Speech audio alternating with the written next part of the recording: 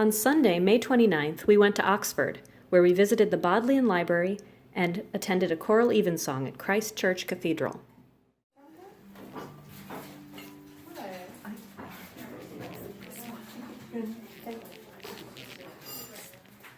It's not even in my bag. That isn't?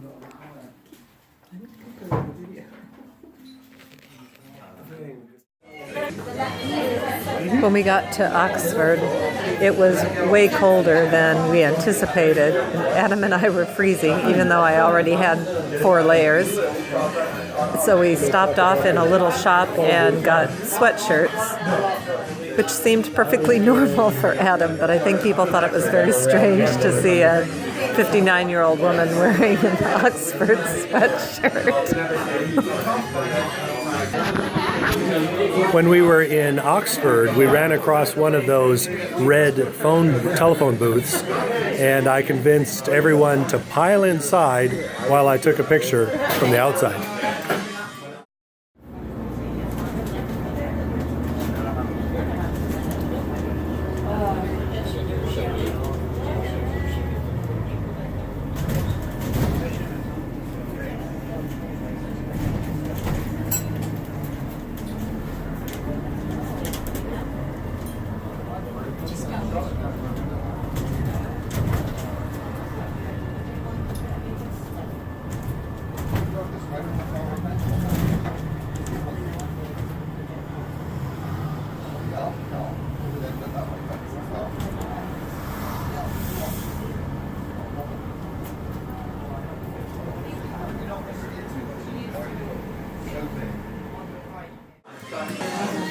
Later on in Oxford, after we left the evensong service, there were some students still in their academic regalia, and we saw more students dressed in modern clothing carrying a box of croquet equipment, and they told their friends that it wasn't formal anymore, so they should take off their formal clothes and come play croquet with them.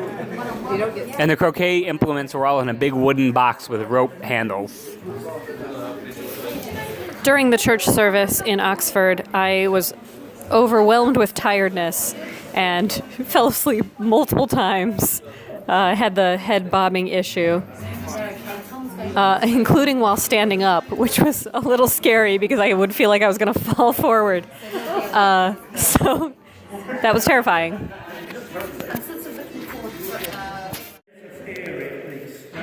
The current House of Commons is modelled on this room.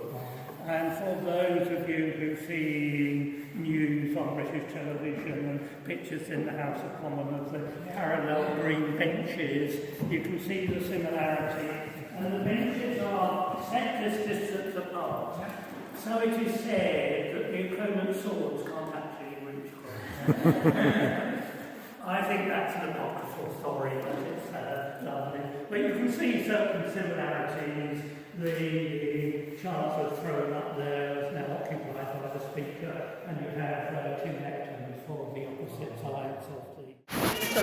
Oh, this is Adam. Is it on? I think stop. We didn't stop it. This is Adam, your host of the Adam Burns Power Hour. Next, we're going to talk about going to the Eagle and something pub.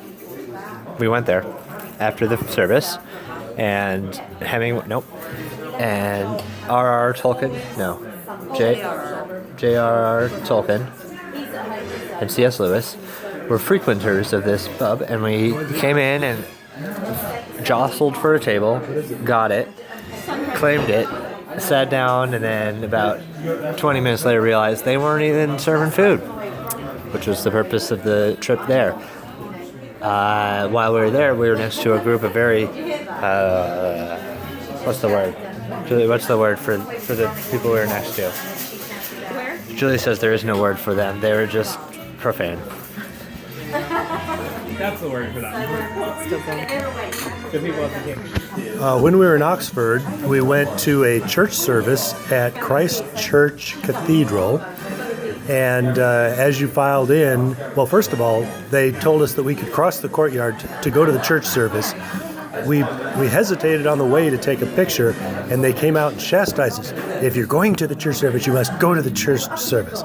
So we went to the service, they seated us in pews that faced other pews across the center part, which on the other side where some of the official religious people were sitting.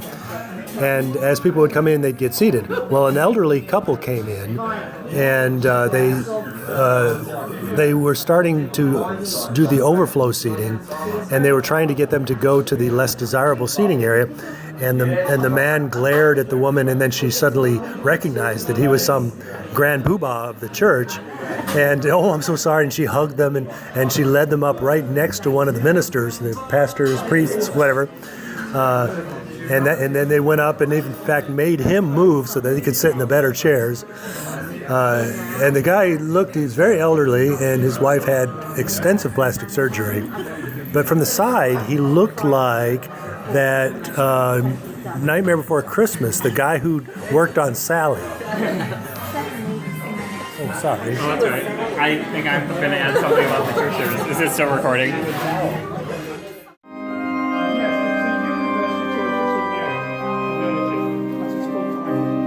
But it existed as St Mary's Church before the University of As a university group, used the building. The involvement became closer and closer. Now, of course, the university is being very secular. There's a separation. But each term, the Vice Chancellor of the Provost represents the secular back of the church, especially the university.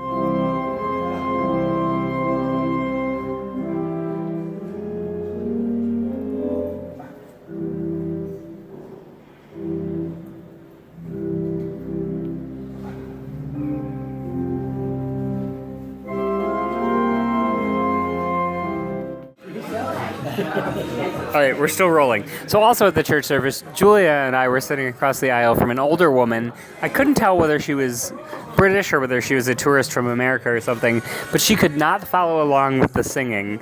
And every 2 minutes or so would lean over to the other older woman next to her and try and talk pretty out loud about where in the program they were and like try and find what part of the singing they were at. We're still rolling, Julia. Julia's writing an email.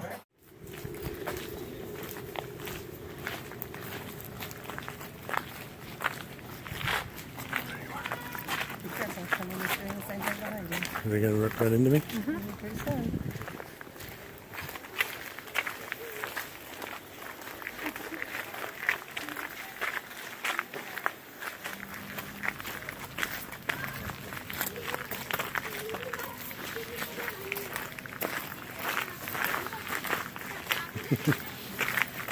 I reckon in order to get to where I am on the stroke side on bow side, it would take a while.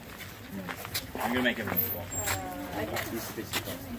No, just because I want people to start. Can we can learn to row again. Can we talk in October, not in January? On the day on the Oxford Day, we went to strike that last sentence. Before the church service on Oxford Day, we went to a bar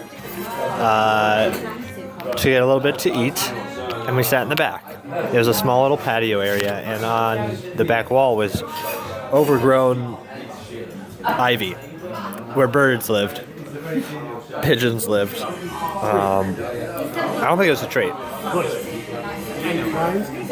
Yeah, I think it was ivy on a wall. And halfway through our meal, we heard a little scuffle going on. And I'm pretty sure those pigeons were fighting in there because there was a lot of flapping activity. Feathers were coming out. Only one of them was fighting. Yes, one was exceptionally rambunctious, and at one point was trying, I don't know if it was trying to enter or exit, but was really making quite the scene. And then I accidentally flashed the whole bar when I was taking off my sweatshirt. This is Adam, and you've just listened to Adam's Crap or Bad Hour. We'll catch you next time on WADAM Wadham News. So I believe this was on our second night at the B&B. I guess it would have been second morning, actually.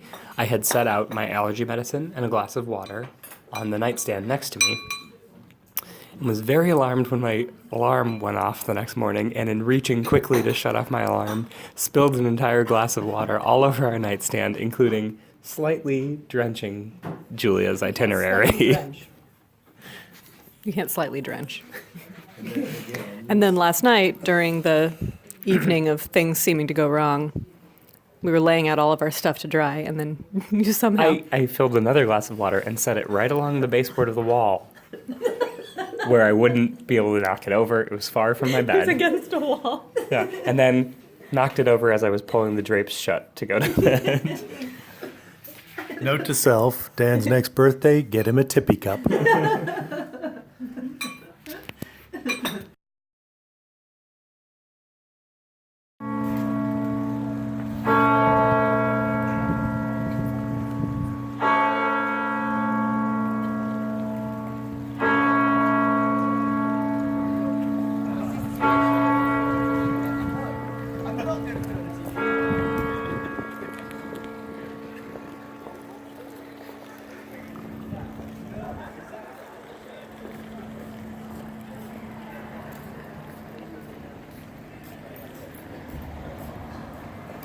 Hello.